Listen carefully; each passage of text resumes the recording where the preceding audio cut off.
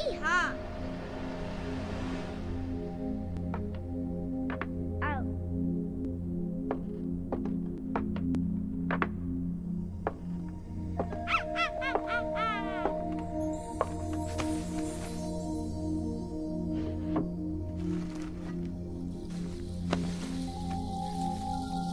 La la la. Ow! Ah! What's this? No. Bow bow. Boop boop. La la la.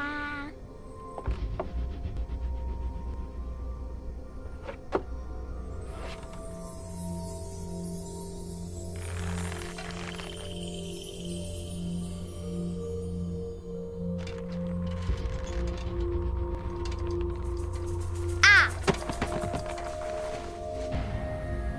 Ooh.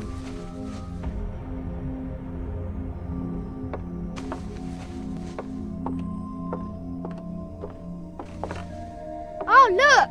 It's a book! Maybe it's a book about pirates with a treasure map.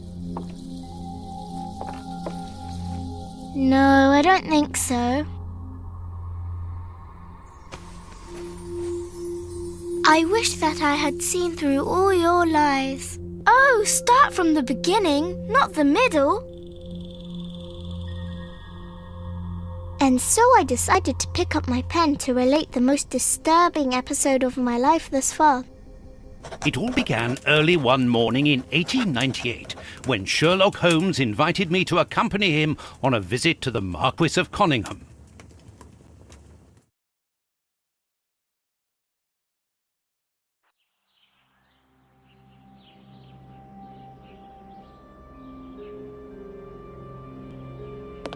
Watson, my dear fellow, we can now go and inform the Marquis that we have found the Samoan necklace, and very much faster than Inspector Baines, too, which pleases me. Have you really solved the theft, Holmes?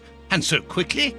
I have indeed, Watson, and believe me, it was completely unnecessary to spread out all over London, as our friend Baines thought was best. He likes to boast that his methods are equal to mine, but once again the outcome has contradicted him. After all these years of accompanying you upon your investigations, I thought that by now I should be reasonably capable of following your train of thought. But in this particular case, I must admit that I don't understand anything at all. Ah, you see, but you do not observe, Watson. There lies the difference. It is a matter of course.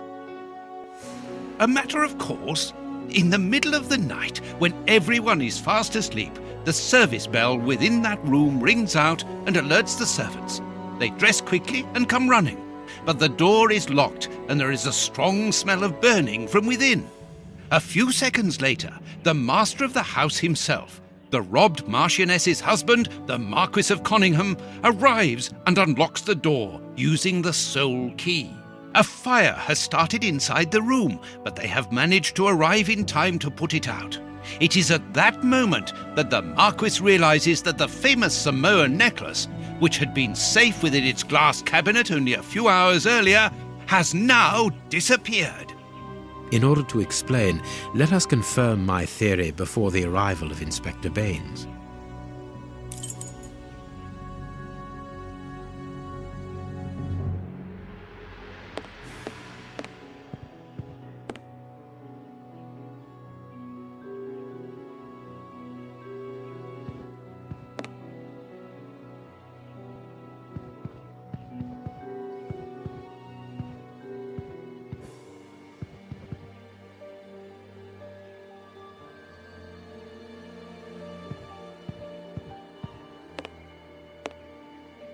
This window was cut with a diamond, a clean, discreet piece of work.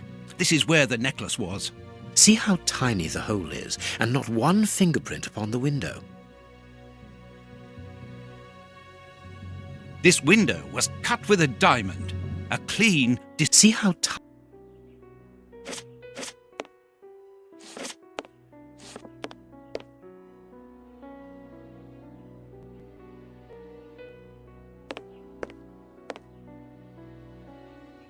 All the windows are locked. They've not been forced. A mark undoubtedly made by a diamond. Someone tried to cut the glass, but he was interrupted. Therefore, the thief tried to escape through the window, but he was interrupted.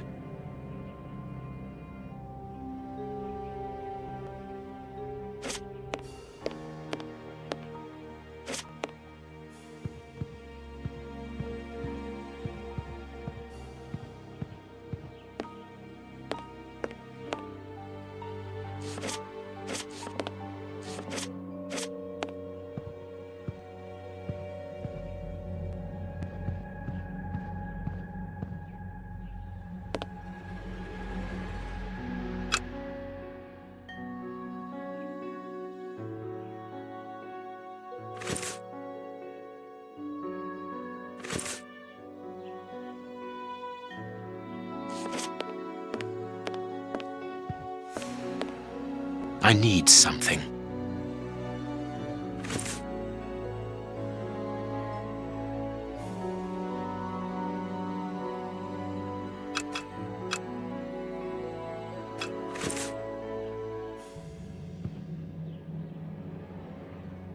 Let us examine the crumpled scores that have fallen off the piano.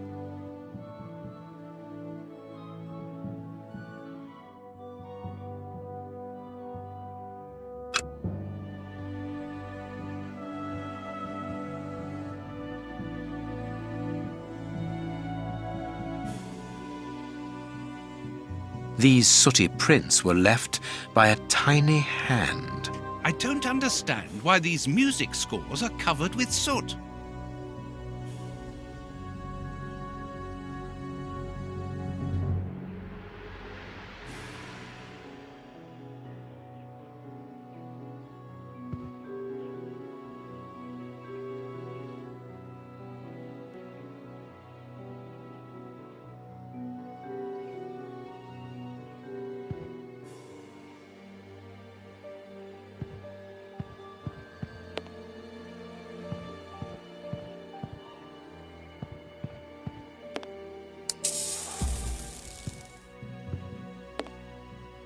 Not very well kept, this aquarium.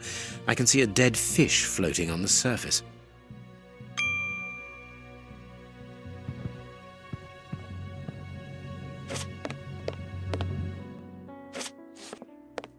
All the windows are locked. They've not been forced.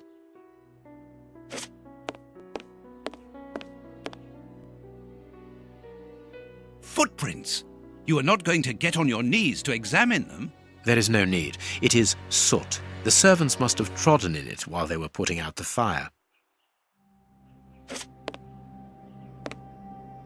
The chest wasn't opened. The necklace wasn't in it.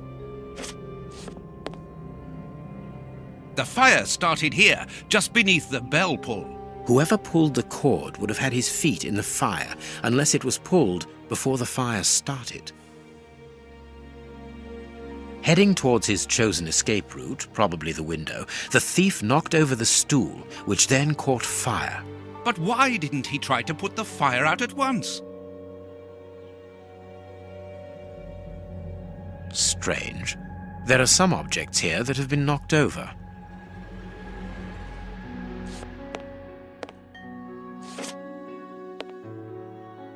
These documents are not very interesting, even though they're addressed to the Minister of Maritime Affairs. The Marquis himself. What do you think, Holmes? Let us search the room before the police get here. We might throw some light onto all this. What do you think, Holmes?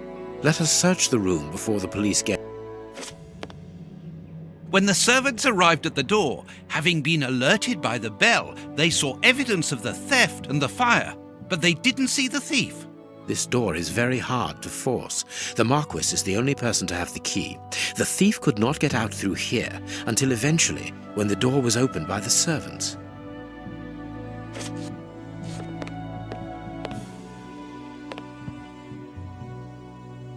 This draft screen makes an ideal hiding place.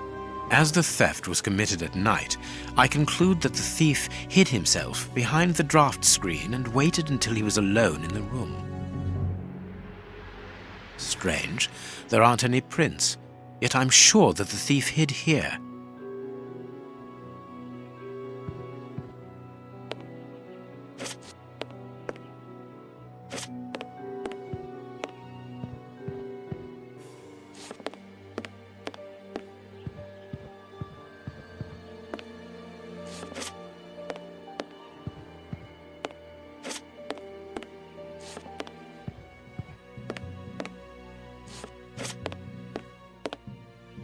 What do you think, Holmes? Let us search the room before the police get here. We might throw some light onto all this.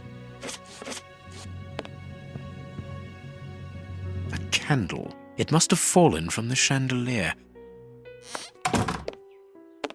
Ah, Mr. Holmes. You're already here. Good morning, Inspector. You've arrived just in time. Scotland Yard arrives like the cavalry, always in the nick of time. Ah, but I know that satisfied expression, Mr. Holmes. Have you already solved the case? It's possible.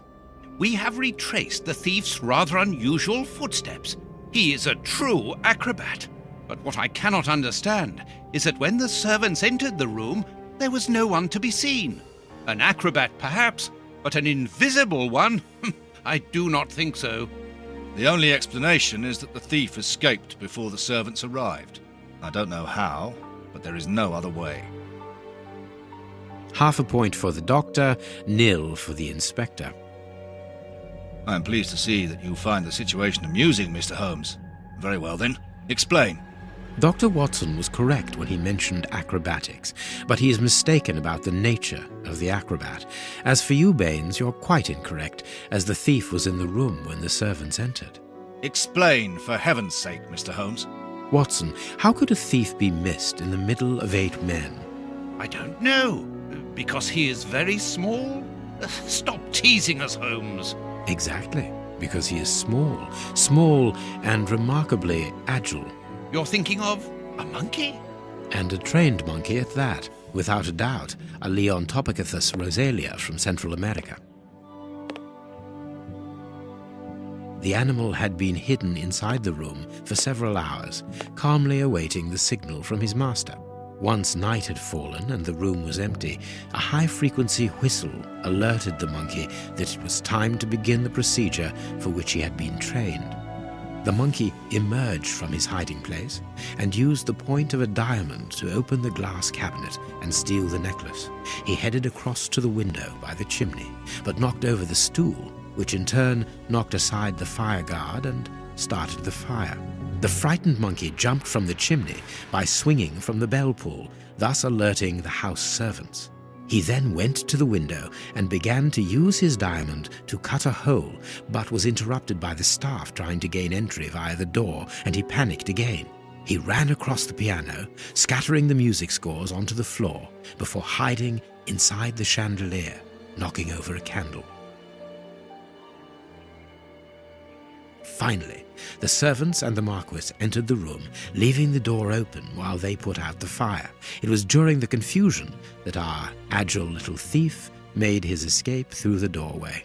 As simple as that. A brilliant explanation. Bravo, Holmes. And the necklace?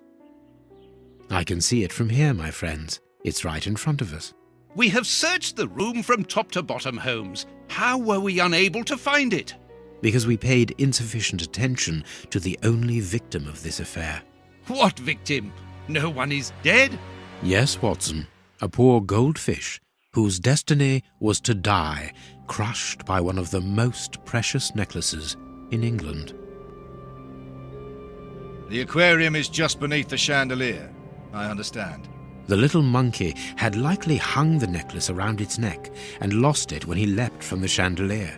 The jewels fell into the aquarium, where they remain now.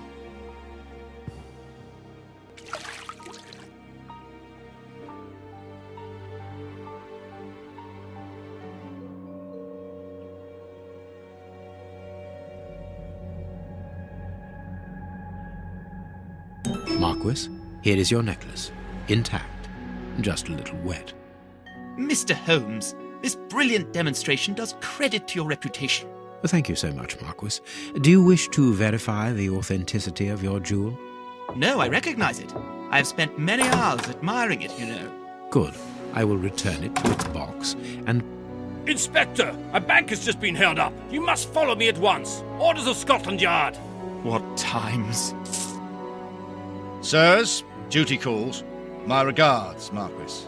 And well done again, Mr. Holmes. There. We've lost enough time here. Let's go home, Watson. Ah, very well, as you wish. A good day to you, Marquis. With pleasure, gentlemen. And once again, thank you.